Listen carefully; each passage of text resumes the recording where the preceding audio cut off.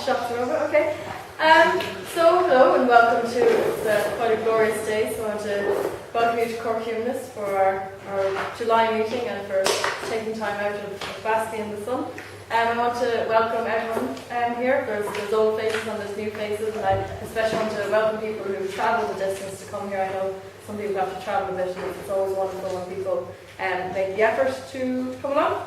And just to say at the beginning, we welcome everyone here, regardless of whether they're humanist, atheist, religious, non-religious, and we would ask that everyone be respectful of everyone who's here and to never judge or assume what anyone believes and does not believe. So I just say that out at the beginning. In humanist news, local humanist news, there's now legal recognition for humanist celebrants here in Ireland, which is wonderful. That's finally happened. I'm not going to go too much into detail for it, but if you want to look up anything about it, the HAI has much more information on it, as they were the people who pushed that and got that through. Also, there was an EGM recently held up with the HAI. The membership chose to endorse the Civil Registration Amendment Act, hence why we now have humanist weddings. Erin Johan ran for board, didn't get on. Sorry about that, Erin. Go first. If anyone has any questions about that, Erin will be more than happy to talk to you about it afterwards. We won't spend the whole meeting talking about that. And also to let you know that over the next year, both Erin and I are moving away. So we will be on the hunt for people to hopefully come on board and help take over the running of Cork Humanists. I'll be here a little bit longer than Erin, so I'll be floating around, but Erin and I will be starting to take a step back now over the next couple of months. So if people like what we do, then I would strongly suggest that people drag people kicking and screaming to help get Cork Humanists running and continue for the next few years. So I suppose we're all here, for one thing, to hear David Pollock speak. A lot of the times at meetings, Erin and I and other people have asked, what is humanism, what does it mean, what are we doing here? And we never really had as concrete an answer as we would like. So we have invited David Pollock, who is the man in the know, I suppose. He's been actively involved in the humanist movement since 1961, if that's giving away anything, when he joined Oxford University Humanist Group. And then he became a member of the boards of the BHA, British Humanist Association, and there's a big long list of stuff here that I don't really need to go through. I'm sure you'll get to it all. And he is the programme coordinator for the Congress held in Oxford, which will be held in Oxford next summer, the International Humanist World, etc. event. So I'm just going to hand you over to David and let him do his thing.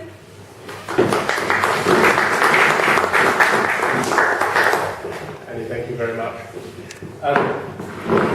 I was invited to come, well, I offered a number of possible topics when I was invited. And the one that came out of the bag was humanism and human rights. And so the talk I'm going to give you falls into three parts. Starts off with humanism, moves on to human rights, and then it tries to bring the two together, which I think happens quite naturally. So, starting off then with humanism. First question is, what sort of thing is humanism? It's not a religion, obviously, although it clearly shares some aspects, some similarities with religion. Well, the answer is it's a life stance. In German, Weltanschauung. There was no suitable word for that, no suitable translation for that. No word for a concept, until the 1970s, when humanists in Britain coined life stance. Patently, and the reason for that was that at the time we were very anxious to extend religious education in schools to cover humanism as well. And people were saying, well, it's not a religion. And we were saying, yes, but it's sort of analogous, it's got things in common, it's another option. And we needed a word to cover the whole range of all the religions and also the non-religious life stances. All those systems of answering to the fundamental ultimate questions about life, universe, meaning of life, and so on, how we should behave. So life stance covers religions as well as non-religious beliefs. And all life sciences, as a matter of fact, whether they're religious or not, they make claims about the nature of the world. They say this and that is true. There is a God, there is judgment, there is no God, the world was created in the Big Bang or something. And then also beliefs about how one ought to behave. They draw linked values and morals out of their factual beliefs. Different religions assert different sort of facts, about creation, for example, and assert different relationships between mankind and the world, about how we ought to behave, whether we should behave according to moral teaching from a religion or from elsewhere, and so on. Our ethics are connected to our understanding of the universe, as I shall explain in a moment. And humanism now, as a non-religious belief, has the same status in law and in human rights discourse as any religion. In fact, all the relevant international human rights treaties talk about religion or belief. And although beliefs may be religious, they may also be non-religious, and it's well established in human rights discourse, in international law, that non-religious beliefs count equally. And that is how, for example, the Irish Humanist Association managed to establish its dialogue with your government a few years ago, and it's the basis on which you have now succeeded in getting humanist marriages recognised, belief marriages in law in this country. In England, Wales, we are still struggling with that, although tomorrow we hope the government is going to move an amendment which will, to one of their own bills, which will result in consultation, no more, and possibly legislation at a later date. So, humanism is a life stance, but there's something it isn't as well.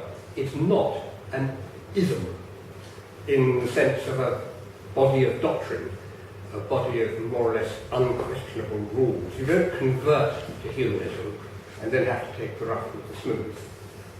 So it's different from most, maybe from all religions. It has no sacred texts, no source book of unquestionable doctrine or rules, no liturgy, no founding figure, no structure of authority. Instead, humanist, is a label for a certain range of beliefs and values. To the extent that you do or do not share these beliefs and values, so you may be more or less inclined to use the label humanist for yourself. And if you do begin to identify as possibly humanist, then you will find probably that humanist thinking and writing is helpful to you. The set of beliefs and values which together constitute our view of the world, our philosophy by which we and so many other people live their lives, reflect a great deal of diversity. There's a great diversity of choice of life, ways of life within humanism. But humanist beliefs and values always make up an approach to life that's based on humanity and on reason. Our beliefs are naturalistic. That is, in the sense that we understand that the world, the universe, can best be explained in terms of the provisional explanations that science and investigation and reason provide for us. Our values are humane and rational as well, and humanists recognize, for example, as a matter of fact, of scientific fact, that it is simply human nature that we have moral concepts, that we are moral creatures, not in the sense of behaving well, not necessarily, but in the sense of having a moral sense. We think in moral terms, we categorize actions in moral terms. And this is the result of our evolution over many millions of years before we were even human, as social animals. Social animals all have patterns of behaviour by which they manage to live together, to cooperate and work together for the common good. Out of that, as humans emerge from the animal kingdom to become thinking beings, we have put together the idea of morality. We've introjected these patterns of behaviour and given them this special status as moral.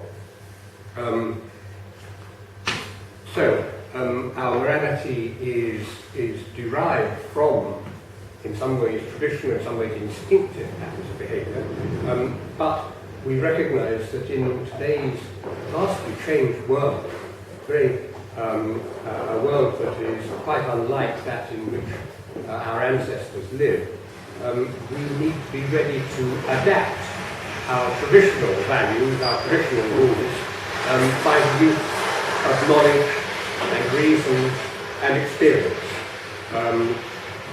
So that today we make ethical decisions after considering all the available evidence and assessing the likely outcomes of possible actions, not by ready reference to any dogma or sacred text.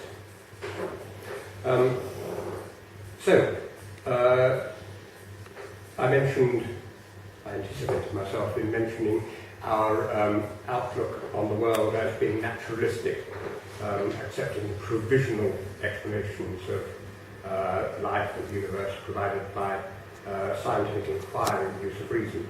And that, of course, is the reason why humanists are atheists or agnostics so far as any god or gods are concerned. We believe this is the only life we have. We don't believe in any transcendental realm because we see insufficient evidence for it. Not that there's no evidence. There are people who believe in it. There are some texts that claim things and so on. But we consider that that evidence is altogether quite insufficient to merit any belief.